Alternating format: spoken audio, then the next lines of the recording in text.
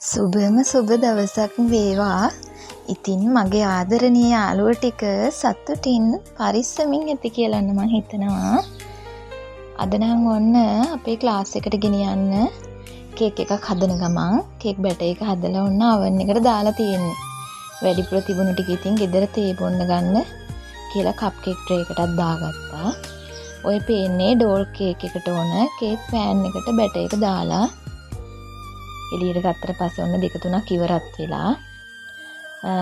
දැන් ওই විදිහට හදාගත්ත කේක් පහුවෙනිදා ක්ලාස් එකට අරගෙන යනවා. ඉතින් එදා රෑ අපි තේත් බිව්ව තාත්තත් ඇවිල්ලා හිටියේ. වැඩිපුර හදපු කේක් වලින් තේ ටිකකුත් රෑ බිව්වා ඉතින්.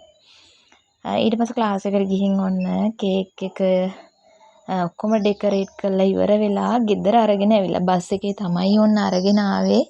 ඉතින් චුට්ටක් එහෙ මෙහෙ වෙලා බස් එකේ ඉතින් දන්නවනේ අරගෙන එන්න ගියාම මෙහෙමවත් තිබුණ ඇති කියලා මට හිතුණා.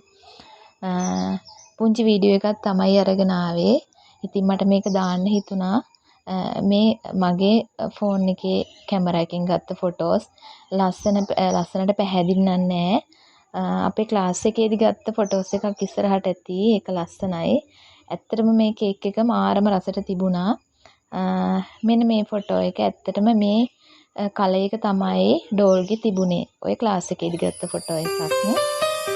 ඉතින් ලේයර් 4කට වගේ මැදින් අයිසින් කරා සෑන්ඩ්විච් කරා. ඒකල තමයි ෆොන්ඩන්ට් වලින් උඩ කවර් කරලා තියෙන්නේ. කොහොම වුණත් ඇත්තටම ලස්සනට තිබුණා. මේක මම AI එකෙන් හදපු නිර්මාණයක්.